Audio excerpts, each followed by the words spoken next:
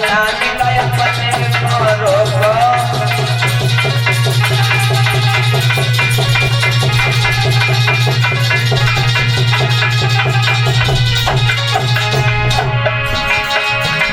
अपने को रोको, मातने का अपने को रोको।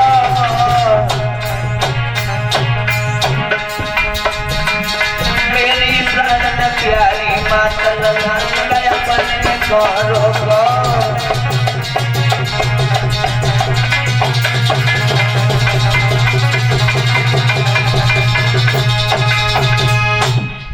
काहे मैया अपने लाला को रोक लो।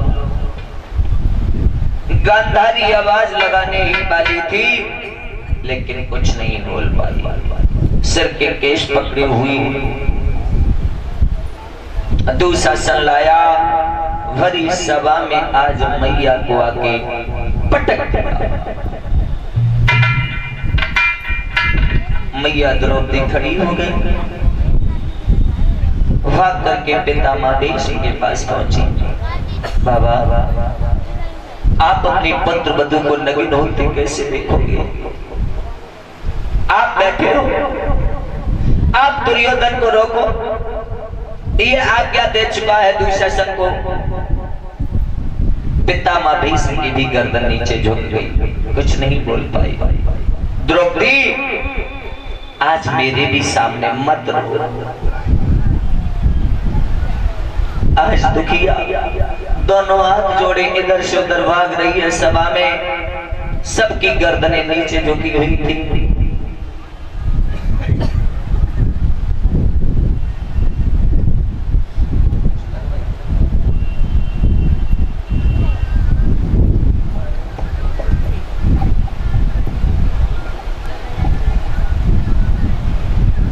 आज गुलाम बने हुए बैठे हैं।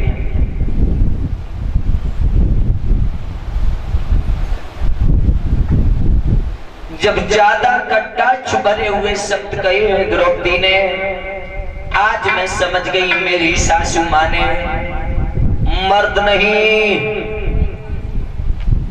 मैं नहीं कह रहा हूं, द्रौपदी कह रही है। और ये कोई जरूरी नहीं है संजीव भैया, ये कोई जरूरी नहीं है कि इंसान शरीर से ही ना मर्द हो। कर्मों के आधार पर भी उसे नामर्द घोषित कर दिया जाता है। कर्मों के आधार पर भी नामर्द घोषित कर दिया जाता है।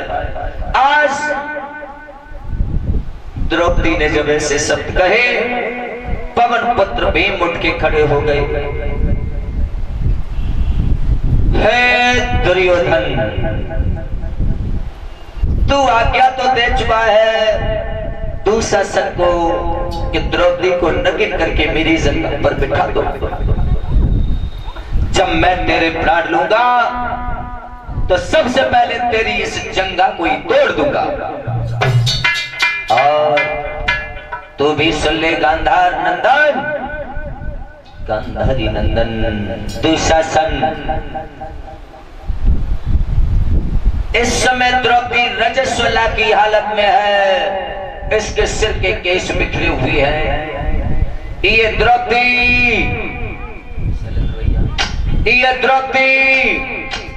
उसी दिन केस बांधेगी जिस दिन तेरी छाती का गर्म गर्म खून द्रौपदी के केसों में जाकर के पड़ेगा, द्रौपदी के बालों में जाके पड़ेगा। इतना कह करके भीम बैठ गए। मैया द्रौपदी रोती रही। दुशासन साड़ी खींचने लगा। मैया द्रौपदी ने साड़ी को हाथ से पकड़ लिया, लेकिन हमारे भगवान नहीं आए। युधिष्ठिर ने कहा है, गोरी आज मेरे भी सामने मत रो, रोना है तो तुम कन्हैया के सामने रो। दुशासन ने झटका दिया। मैया द्रौपदी ने साड़ी को अपने दांतों से दबा लिया। तब तक हमारे भगवान नहीं आए। जैसे ही झटका दिया, द्रौपदी का मुंह खुला, एक दर्दीली आवाज निकल गई, हाय भैया कन्हैया मेरी रक्षा करो। भगवान उसी समय आकाश मार्ग से होते हुए आए हैं। भगवान उठ के भागे।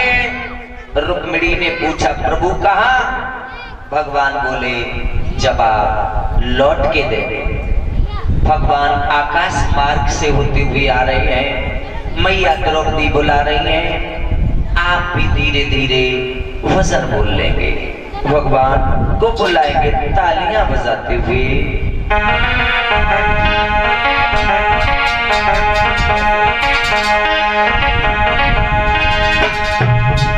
आप लोग भी बोलेंगे, भगवान को बुलाएंगे। कब मेरी असुवन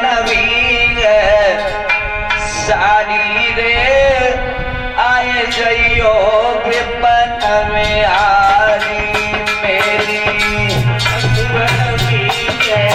सारी रे आए जइयो विपन में हारी।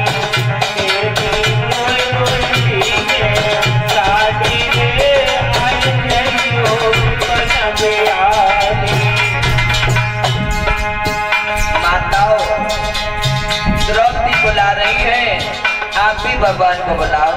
ऊंचे ऊंचे हाथ करके आओ। मेरी रोए रोए साड़ी रे आए जइयो विपन में हारी। मेरी साड़ी रे आए जइयो विपन में हारी। मेरी रोए रोए साड़ी रे आए जइयो विपन में हारी। अरे मौत में याद करो गिरधारी। याद करो गिरधारी। अरे याद न उंगली कटी तुम्हारी। याद न उंगली कटी तुम्हारी। तब साड़ी फटी हमारी रे आए लियो विपन में हारी। तब साड़ी फटी हमारी रे आए जइयो विपन में हारी। मेरी रोए रोए साड़ी रे आए जइयो विपन में हारी। मेरी असुवन साड़ी रे आए जइयो विपन में हारी। मेरी असुवन साड़ी रे आए जइयो विपन में हारी। मेरी रोए रोए साड़ी रे आए जइयो विपन में हारी। फिरिका करे हो आए कन्हैया। फिरिका करे हो आए कन्हैया। बीजधार में डूबत नैया। बीजधार में डूबत नैया। अरे फिरिका करे हो आए कन्हैया। फिरिका करे हो आए कन्हैया। बीजधार में डूबत नैया। बीजधार में डूबत नैया। के दुष्टासी सारी रे आए लियो कुंज में हारी। सारी रे आए लियो कुंज में हारी। मेरी रोए रोए भीगे सारी रे आए लियो विपन में हारी। मेरी रोए रोए भीगे सारी रे आए लियो विपन में हारी। अरे पति हमारे मौन खड़े हैं। पति हमारे मौन खड़े। और कौरव अपनी जिद पे अड़े हैं। कौरव अपनी जिद पे अड़े। अरे पति हमारे मौन खड़े हैं। पति हमारे मौन खड़े। और कौरव अपनी जिद पे अड़े हैं। कौरव अपनी जिद पे अड़े। अब जाए रही राजा हमारी रे आए जइयो विपन में हारी। अब जाए रही राजा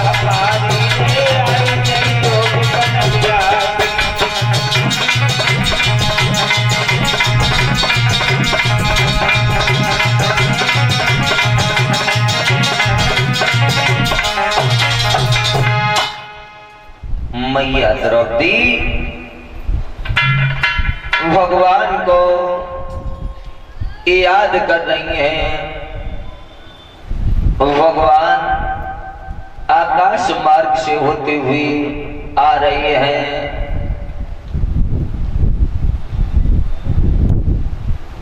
भगवान जैसे ही आए हैं दूसरा संसारी खींच रहा है। इधर भगवान ने साड़ी पर साड़ी आने लगी। प्रभु आकाश मार्ग से होते हुए आए हैं। मैया द्रौपदी की साड़ी दुशासन खींच रहा था। अब यही नहीं पता चला नीली पीली हरी सफेद साड़ी पर साड़ी, साड़ी पर साड़ी, साड़ी पर साड़ी आने लगी। 10,000 हाथियों का बल था दुशासन। पसीने में लथपथ हो गया। आंखें मूर्छित होकर के जमीन पर गिर पड़ा। लेकिन मैया द्रौपदी को दुष्ट नंगा नहीं कर पाया। भगवान ने द्रौपदी की रक्षा की है। लोग कहते हैं भगवान आते नहीं, आप मैया द्रौपदी मीरा दुर्ग प्रहलाद नरसी की तरह बुलाते नहीं। आज भी अगर भगवान को बुलाओ तो आने में देर नहीं करेंगे। इस तरीके से भगवान ने मैया द्रौपदी की लाज बचाई है। बोलिए बटेश्वरनाथ महाराज की, बोलिए साच दरबारी की। पांडवों ने जो जुआ खेला था उसमें ये शर्त थी 12 वर्ष का वनवास, 1 वर्ष अज्ञातवास का। ये पांचों पांडव महाराज कमल नयन के यहाँ 1 वर्ष अज्ञात का व्यतीत किया था। 12 वर्ष तक इन्होंने जंगल में अपना समय व्यतीत किया था। अर्जुन उत्तरा को नृत्य सिखाते थे। जब इनकी पहचान हो जाती है तो अंत में ये कहा है अर्जुन से, आप ऐसा करो, आप मेरी बेटी के साथ शादी कर लो। अर्जुन ने कहा हम शादी तो नहीं करेंगे, हमारा बेटा है अभिमन्यु, उसके साथ में शादी कर दो। तब उत्तरा का विवाह अभिमन्यु के साथ हुआ था। अंत में 13 साल व्यतीत होने के बाद भारत में खूनी समुद्र बह गया था। हजारों माताओं के लाल छिप गए, हजारों बहनों के सिंदूर उजड़ गए। कुरुक्षेत्र के मैदान में महाभारत युद्ध हो गया। 18 दिन में 18 छोड़ी सेना मारी गई माताओं बहनों। 18 दिन तक महाभारत का युद्ध हुआ था। जब 18 छोड़ी सेना मारी गई है, एक छोड़ी सेना होती है 21,670 हाथी। पितामह भीष्म को भी अर्जुन ने बाणों की सैया पर लिटा दिया।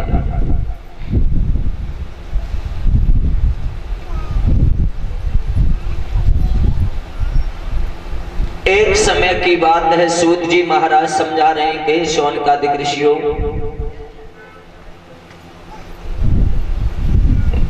भीम ने दुर्योधन की जंगा को तोड़ दिया।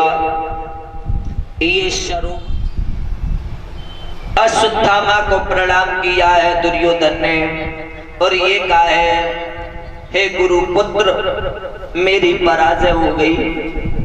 इतने बड़े धनुर्धर योद्धा हो गया था। चचेरे भाई थे भक्तों, ये महाभारत धर्म और अधर्म पर हुआ था। अधर्म का हमेशा विनाश होता है, धर्म की हमेशा विजय होती है। पांडवों के 5 सिर काट के ले आएंगे, आप चिंता मत करो। ये मैं प्रण लेता हूं कि पांडवों के 5 सिर काट लाऊंगा। पर ये चला जा रहा था तो रात्रि का समय हो गया था माताओं बहनों। तो इसने क्या देखा, उल्लू पक्षी कौओं के बच्चों पर हमला कर दिया। कौओं के बच्चों को मार रहे थे उल्लू रात्रि के समय। उसने सोचा इसी नीति का पालन करना चाहिए, क्योंकि समय सबको मिलता है। कौआ पक्षी रात्रि के समय अंधा होता है और उल्लू दिन में अंधा होता है। दिन में कौओं ने उल्लुओं के बच्चों पर हमला कर दिया, बच्चों को मार दिया। तो उल्लुओं ने इंतजार किया तो मेरा भी समय आएगा। रात्रि हुई, कौआ अंधे हो गए, उल्लुओं ने हमला कर दिया और कौओं के बच्चों को मार दिया। अश्वत्थामा बोला इसी नीति का पालन करना चाहिए, रात्रि का समय है, 5 पांडव सो रहे होंगे, उनकी गर्दन काट लाएंगे। ये गया डेरों में जाकर के अंदर प्रवेश हो गया। इधर भगवान तो सब जानते हैं, भगवान 5 पांडवों को लेकर के चांद के प्रकाश में द्रौपदी के साथ बाहर निकल गए।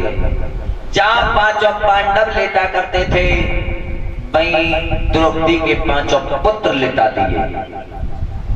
ये रात्रि के समय गया है अश्वत्थामा, इसने रात्रि के समय द्रौपदी के 5 पुत्रों की गर्दन काट के अलग कर दी।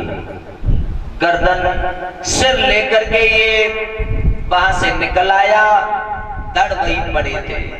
आकर के इसने जैसे ही सिर दिए हैं दुर्योधन को, दुर्योधन पहले तो हंसा, जब सिर भीम के बच्चे का दबाया कच्चे नारियल की तरह चटक गया। कहने लगा दुर्योधन तूने अच्छा नहीं किया, तूने तो मेरा परिवार ही विनाश कर दिया। यही आगे चल के मेरा पिंडदान कर दे, अब तो तूने मेरा परिवार ही विनाश कर दिया। बहुत खरी खोटी सुनाई। अंत में सुबह हुआ तो मैया द्रौपदी का ये नियम था, सुबह उठ करके अपने 5 पतियों के दर्शन किया करती थी। जैसे ही मैया द्रौपदी आई तो वहां पति नहीं, बच्चों के दर पड़े हैं, सिर नहीं। मैया ने अपने बच्चों की लैस देखी, सिर जमीन से पटक दिया और मैया करुण क्रंदन करने लगी, जोर जोर से रोने लगी।